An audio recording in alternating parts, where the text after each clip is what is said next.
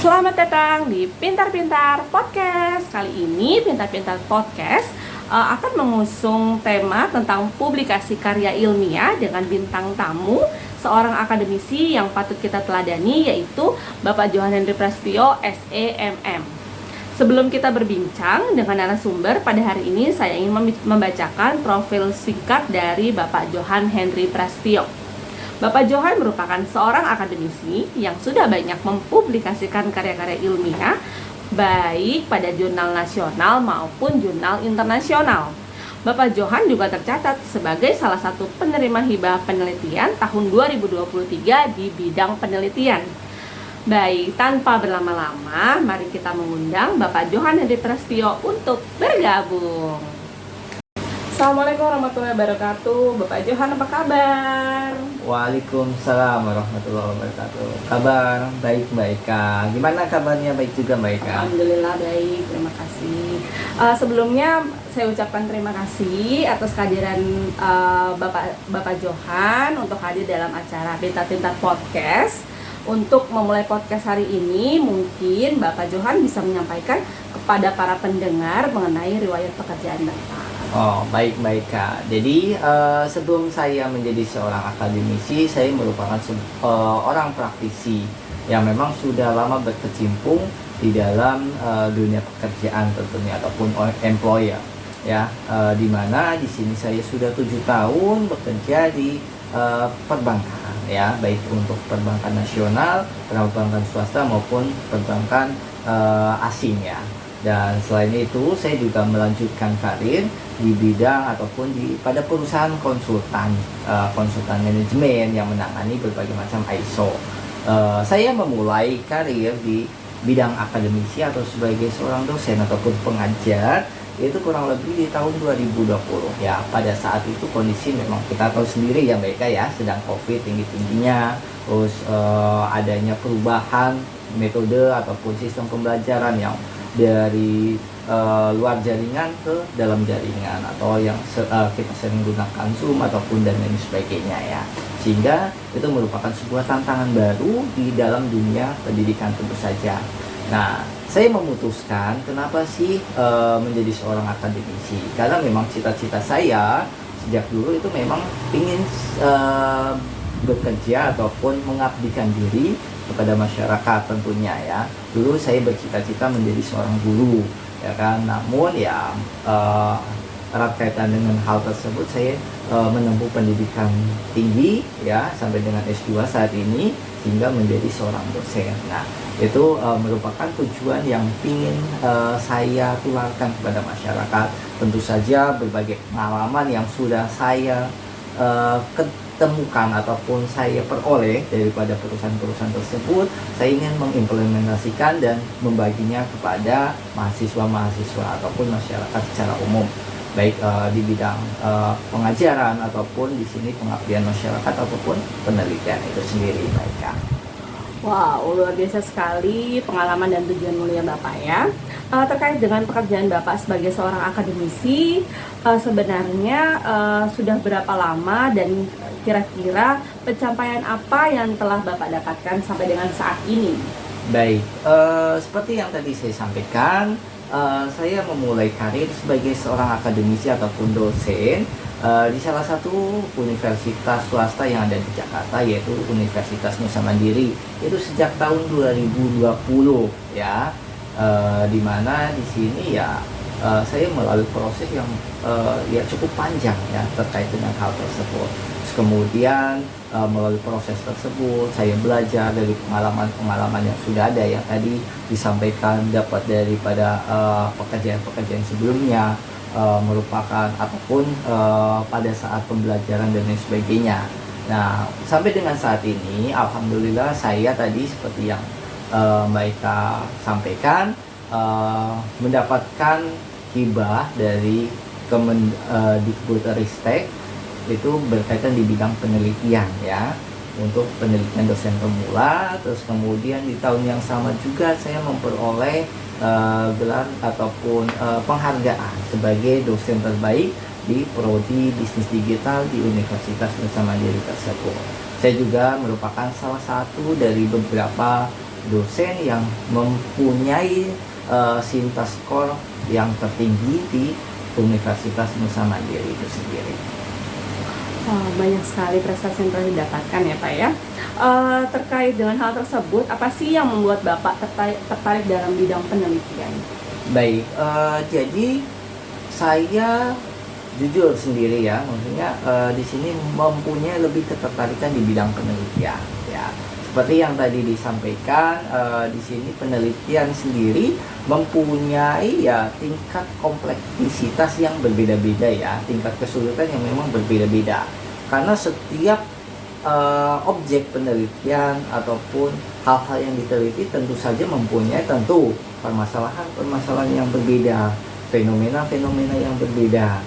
Ya, yang mana di sini membutuhkan ya pemikiran yang harus matang, terus kemudian dalam, dan juga fenomena-fenomena tersebut harus kita selesaikan tentu saja kan, agar apa? Mendapatkan manfaat. Ya, tempat penelitian di sini mendapatkan manfaat dari apa? Dari apa yang kita sedang teliti itu sendiri. Nah, selain itu tentu saja ya tadi ya, karena mempunyai tingkat kesulitan yang berbeda-beda, tentu saja ya mengakibatkan juga ya, ataupun di sini mempunyai karakteristik daripada mungkin respondennya yang berbeda, terus kemudian budaya daripada tempat penelitian itu berbeda, itu menjadi sebuah keunikan tersendiri yang mengundang ya, ataupun menggugah hati saya ingin meneliti lebih jauh, lebih bermanfaat juga ya bagi si objek penelitian kita, terutama ya pada umumnya tentu saja kan bagi masyarakat tersebut, agar apa? Ilmu yang kita peroleh, kita implementasikan dalam penelitian tersebut dapat lebih bermanfaat bagi masyarakat secara umumnya. Baik, terkait dengan karya-karya ilmiah yang sudah Bapak publikasikan, ada berapa karya yang sudah terpublikasi dan biasanya mengenai atau membahas tentang apa?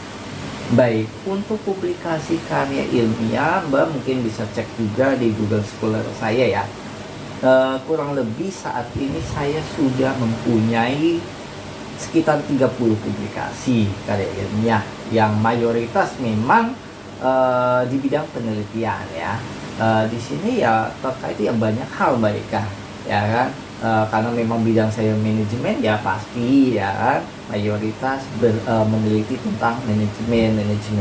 Namun saya juga berkolaborasi dengan akademisi ataupun dosen-dosen di perguruan tinggi lain ya, baik swasta maupun negeri, terkait dengan isu-isu yang saat ini menjadi topik hangat dan butuh permasalahan ya, butuh pemecahan masalah, butuh pemecahan masalah yang lebih lengkap dan lebih bermanfaat bagi tentu saja tadi objek penelitian yang kita teliti itu sendiri.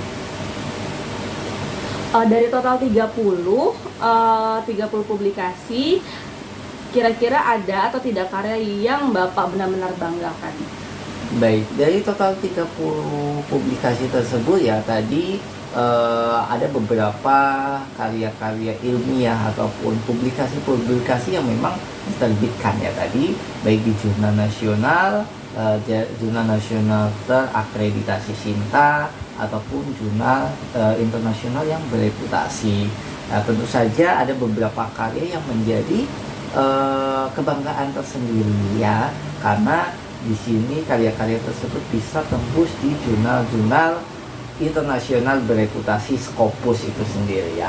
Di antaranya itu berkaitan dengan kinerja karyawan yang ada di perusahaan-perusahaan baja ya, yang tentu saja saat ini kita tahu bersama perusahaan baja tersebut ya mempunyai pasang surut ya, bahkan ada beberapa BUMN yang terkait dengan industri baja tersebut sudah mengalami kebangkrutan dan sebagainya. Kemudian juga ada kinerja karyawan di beberapa rumah sakit juga saya bahas dalam hal ini. Terus kemudian tadi saya sampaikan pernah kolaborasi dengan berbagai macam akademisi baik di PTS ataupun BTN sendiri. Itu terkait dengan e-governance ya, ataupun penerapan e-governance di berbagai macam kementerian. Kemudian juga membahas tentang tata kelola perusahaan yang memang dihubungkan dengan apa? Teknologi informasi dan komunikasi. Sehingga apa? Keilmuan kita bertambah juga. Terus kemudian relevansinya dengan dunia digital saat ini juga semakin bertambah. Namun jika ditanya ya, publikasi mana saja yang kira-kira membanggakan, ya sebenarnya semuanya membanggakan ya.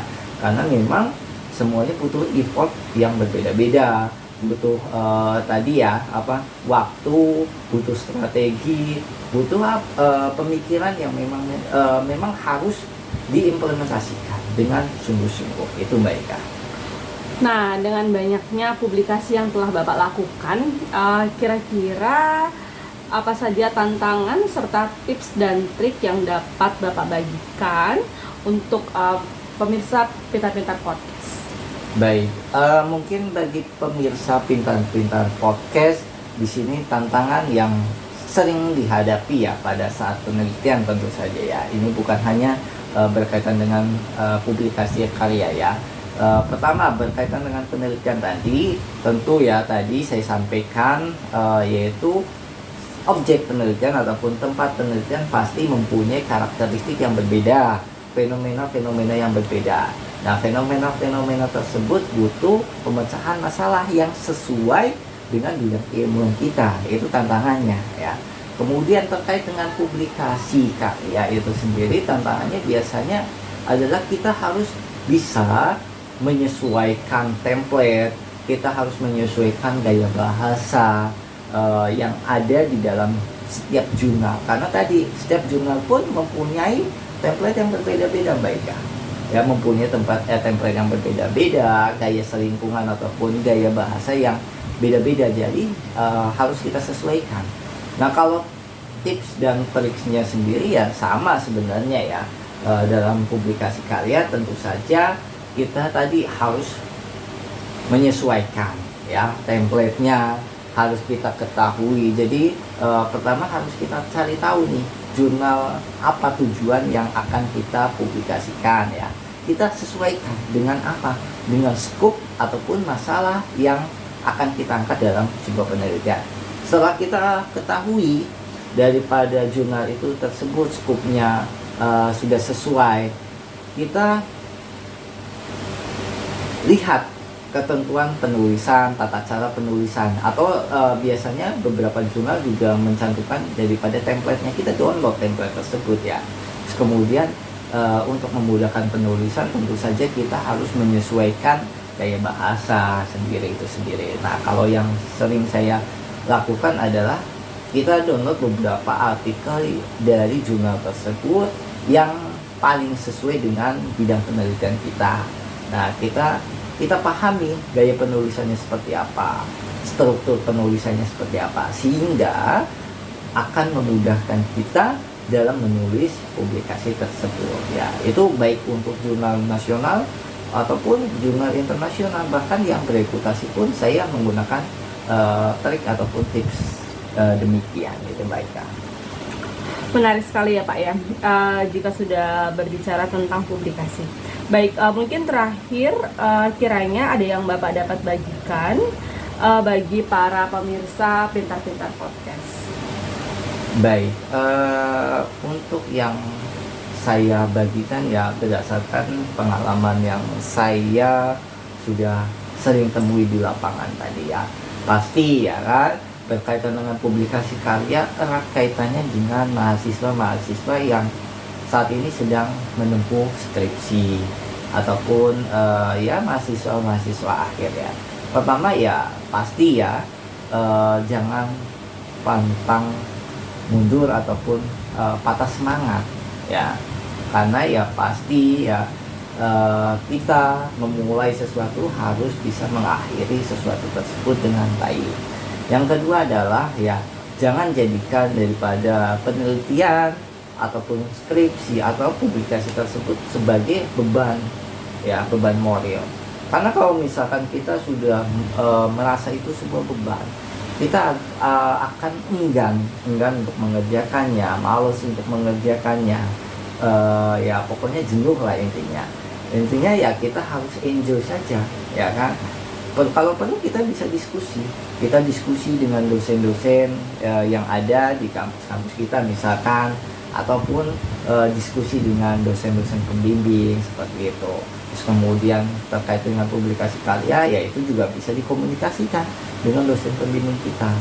Ya kita ketahui bersama, kita cari tahu dulu nih syarat kelulusan di perguruan tinggi yang kita saat ini jalan itu apa. Terus kemudian kita komunikasikan, oh ini Pak, saya sudah menemukan jurnal yang paling sesuai mungkin dengan scope ataupun bidang penelitian yang akan kita lakukan.